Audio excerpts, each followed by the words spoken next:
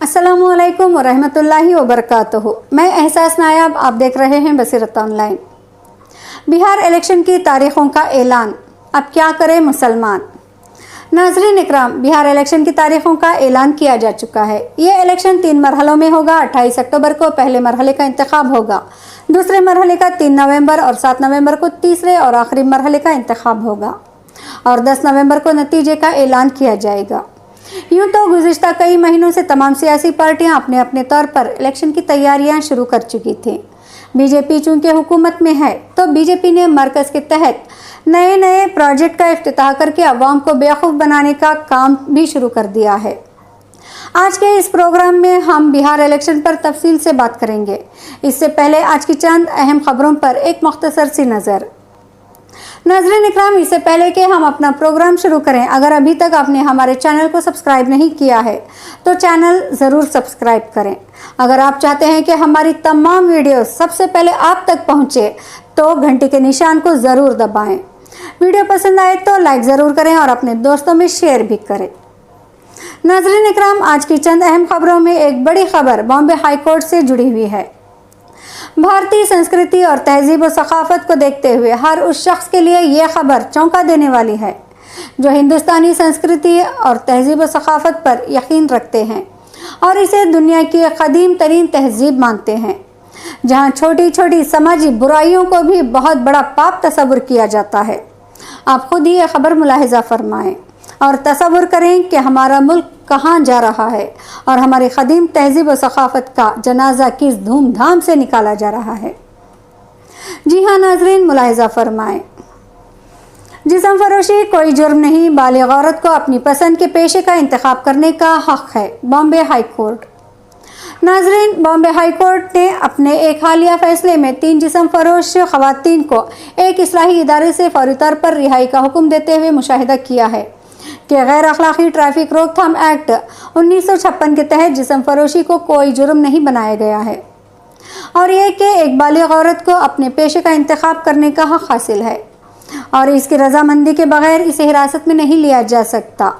Metropolitan magistrate Mazagaon के जरिए मज़कूरा act की दफ़ा 17(2) के तहत 19 अक्टूबर 2019 को दिए गए एक हुक्म को चैलेंज करने वाली 3 जिस्म फरोश खवातीन की दरख्वास्त के साथ साथ एडिशनल सेशन जज दंदोशी की जानिब से 22 अक्टूबर 2019 के एक हुक्म, जिसमें इन्होंने 19 अक्टूबर 2019 के मज़कूरा हुक्म को बरकरार रखा था, इसकी समाअत जस्टिस पृथ्वीराज चौहान की सिंगल बेंच कर रही थी। तफसीली खबर में ना जाते हुए हमने सिर्फ अदालत का वो तबसरा यहाँ नकल किया है जिसके ज़रिए हमारी तहजीब व सकाफत का जनाजा निकलता दिखाई दे रहा है। एक दूसरी खबर, जी हाँ नाजरीन, एक दूसरी खबर बिहार से आ रही है। सुशांत सिंह राजपूत केस से मशहूर होने हुए बिहार के साबिक डीजीपी गुप्तेश्वर पांडे ने आज बिहार के वज़ीर आला नीतीश कुमार से मुलाकात की। हालांकि वो इस मुलाकात को खैर सगाली मुलाकात बता रहे हैं, जबकि इनके इरादे कुछ और ही नज़र आ रहे हैं। जब इनसे जदयू में शामिल होने की बात पूछी गई तो इन्होंने किसी भी सियासी पार्टी में शामिल होने के ताल्लुक से साफ इनकार कर दिया। बताते चलें कि पांडे ने महकमा पुलिस में 33 साल खिदमत अंजाम दी।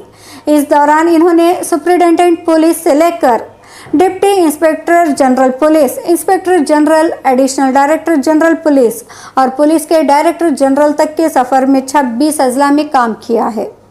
पांडे को 31 जनवरी 2019 को बिहार का डायरेक्टर जनरल ऑफ पुलिस बना दिया गया था और इनकी मियाद 28 फरवरी 2021 को पूरी होनी थी, लेकिन इससे कबल इन्होंने रज़ाकाराना तौर पर रिटायरमेंट ले लिया। जब इन्होंने रज़ाकाराना तौर पर रिटायरमेंट लिया था, इसी वक्त ये कयास लगाया जा रहा था कि ये किसी सियासी पार्टी में शामिल होकर बिहार असेंबली का इलेक्शन लड़ सकते हैं। इनके कुछ बयान से भी इनके इस इरादे की तस्दीक होती है। मीडिया का अभी भी कयास है कि ये बीजेपी में शामिल होकर इंतखाब लड़ सकते हैं। बहरहाल नाजरीन, ये तो वक्त ही बताएगा कि वो कब क्या फ़ैसला लेते हैं। नाजरीन इकराम, अब दूसरे खबर की जानिब बढ़ते हैं। मरकज़ी हुकूमत ने अपोजिशन को नज़रअंदाज करके अपनी पूंजीपति दोस्तों और कॉरपोरेट घरानों को फ़ायदा पहुंचाने के लिए किसान बिल पास कर दिया। जिस दिन से ये बिल पास हुआ है इसी दिन से किसान एहतजाज कर रहे हैं। 25 सितंबर को पूरे मुल्क में एहतजाजी मुजाहिरा किया गया और रेल रोको तहरीक चलाई गई और अब यह तहरीक मुस्तकिल जोर पकड़ती जा रही है। पंजाब के किसानों ने अब इस रेल रोको तहरीक को 29 सितंबर तक बढ़ा दिया है। इस दौरान मुख्तलिफ सियासी पार्टियां भी किसानों की इस तहरीक की हिमायत कर रही हैं। पंजाब में बीजेपी की हलीफ पार्टी अकाली दल भी किसानों की हिमायत कर रही है। पंजाब में किसानों ने जुमेरात से ही अपना एहतजाज शुरू कर दिया था और रियासत से गुजरने वाली मुतअद्दिद रेलवे लाइनों पर गैर मुअय्यना मुद्दत के धरने पर बैठ गए थे। रेलवे ने हफ्ते के रोज तक दोनों रियासतों से गुजरने वाली 20 से ज़्यादा ट्रेनों की आमद-ओ-रफ्त मनसूख कर दी है। अमृतसर से चलने वाली 12 ट्रेनें मनसूख कर दी गई और अमृतसर जाने वाली ट्रेनों को अंबाला में रोक दिया गया। कुछ ट्रेनों के लिए रूट तब्दील कर दिया गया। नाज़रीन, किसानों की इस तहरीक को दोनों रियासतों में कांग्रेस समेत मुतअद्दिद अपोजिशन पार्टियों की हिमायत भी हासिल है। आम आदमी पार्टी AAP और पंजाब में शिरोमणि अकाली दल SAD और इंडियन नेशनल लोक दल INLD अड़ती तंजीमों और हरियाणा में हरियाणा सरो किसान संगठन की भी हिमायत हासिल है।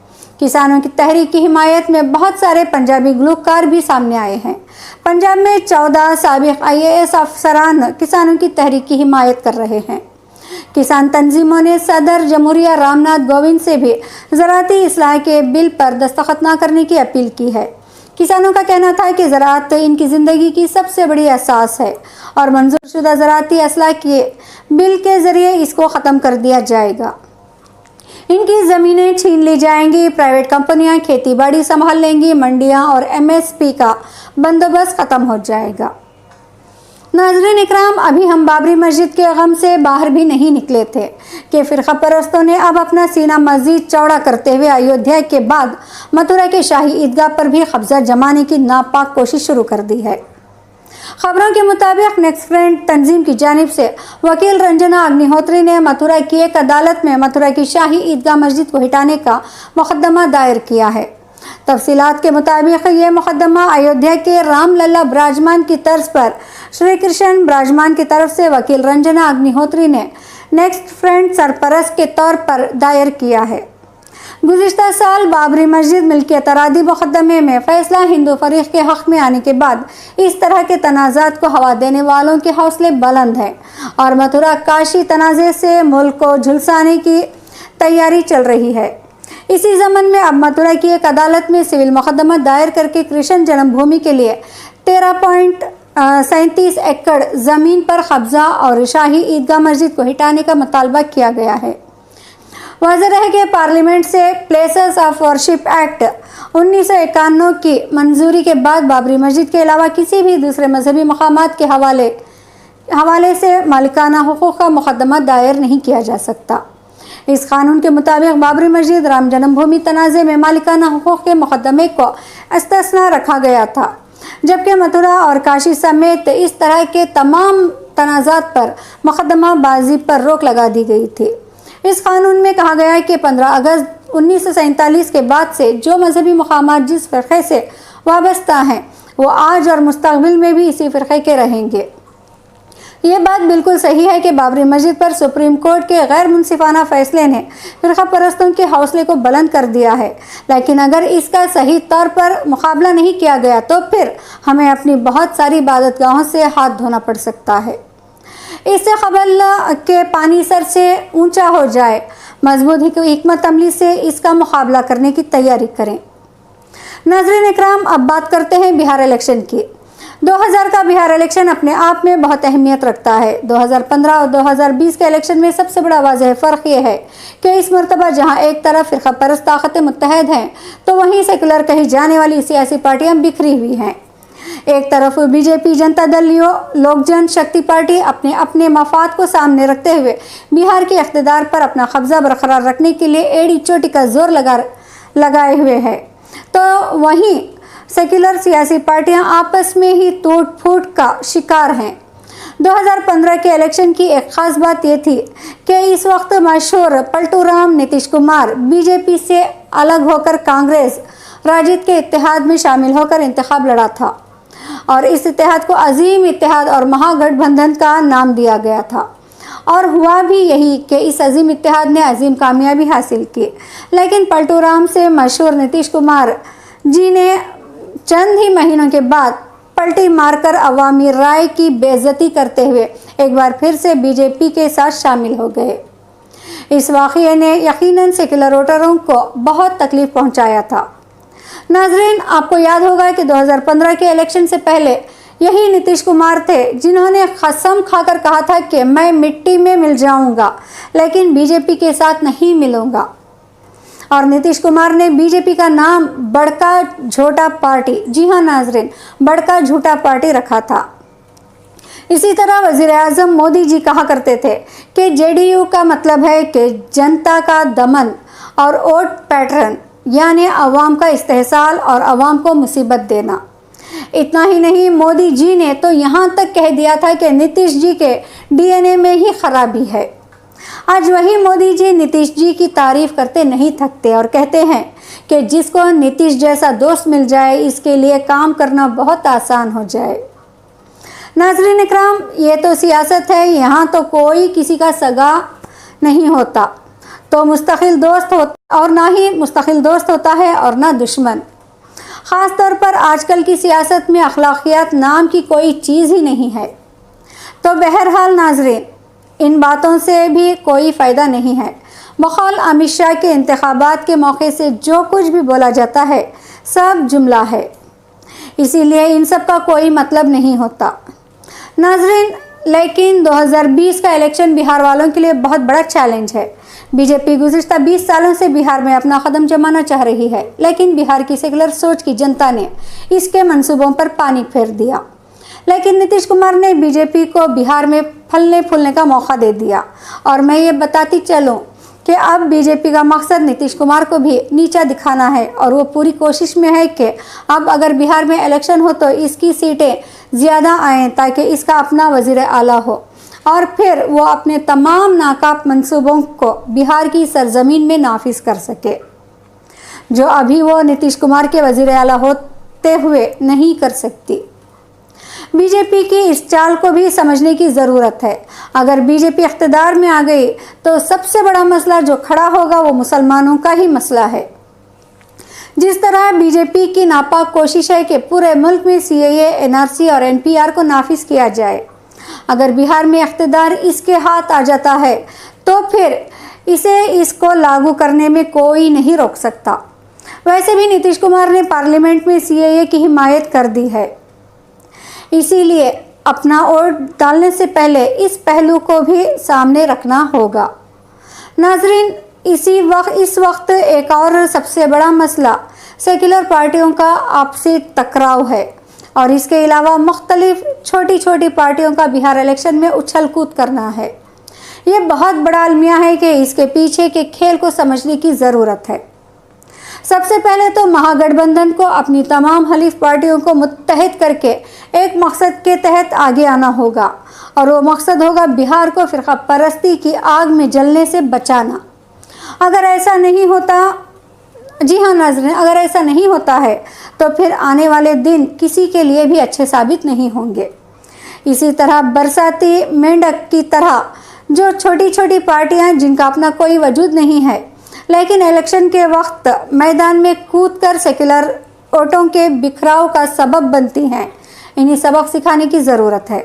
بلکہ ہونا یہ چاہیے کہ ایسی پارٹیوں کے امیدواروں کو اپنے اپنے علاقوں سے باعزت طور پر بھگا دینا چاہیے، کیونکہ اگر ایک ووٹ بھی ادھر ادھر ہوتا ہے تو اس کا خمیازہ بھگتنا پڑے گا۔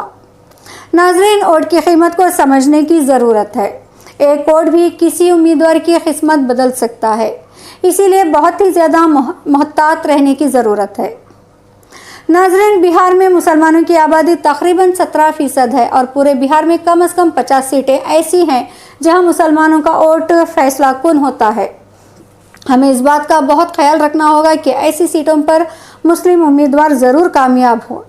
گزشتہ اسمبلی یعنی 2015 کے انتخابات میں اسمبلی میں ٹوٹل 24 مسلمان نمائندے تھے، جو کل اسمبلی کا 10% تھے۔ 1985 کے بعد یہ دوسری اسمبلی تھی جس میں سب سے زیادہ 10% مسلمانوں کی نمائندگی تھی۔ اس میں بھی سب سے زیادہ 12 ممبر اسمبلی راجد کے کوٹا سے تھے۔ اس کے بعد کانگریس کوٹا سے 6 مسلمان اور JDU سے 5 مسلمان اور 1 مسلمان ممبر اسمبلی پارٹی سے۔ اور آپ سوچیں، ہماری تقریباً 50 سیٹیں فیصلہ کن ہیں، لیکن ہم کامیاب ہونے سے صرف 24 سیٹوں سے ہیں۔ یہ دراصل ووٹ کی تقسیم کا نتیجہ ہوتا ہے۔ جی ہاں ناظرین، سبھی پارٹیاں مسلم امیدوار کھڑا کر دیتی ہیں اور مسلمان اتنے سخی واقع ہوتے ہیں کہ وہ سبھی مسلمان امیدوار کو اپنا ووٹ تبرک سمجھ کر تقسیم کر دیتے ہیں۔ ہمیں اپنے ووٹ کو تقسیم ہونے سے بچانا ہوگا، تبھی ہم اسمبلی میں اپنا فیصد بڑھا سکیں گے۔ یاد رکھیں کہ ایسی تمام سیٹوں پر بہت باریکی سے جائزہ لیں، بلکہ ایسی سیٹوں پر دانشوروں کی ایک کمیٹی بنا لی جائے جن کی وابستگی کسی سیاسی جماعت سے نہ ہو، اور وہ تمام امیدواروں کا جائزہ لیں اور جو امیدوار ووٹ کے اعتبار سے مضبوط ہو اس کو ہی ووٹ کریں۔ اس طرح سے ہم اپنے ووٹ کو بچا بھی سکیں گے اور اسمبلی میں مسلم امیدواروں کی تعداد بھی بڑھا سکیں گے۔ ناظرین، یہ حکمت عملی اپنانی ہی ہوگی، ورنہ ہم ایسے ہی ایسے ہی بے وقت ہوتے رہیں گے اور پھر ہماری داستان بھی نہ ہوگی داستانوں میں۔ یاد رکھیں، یہ الیکشن براہ راست سیکولرزم بنام فرقہ پرست ہے۔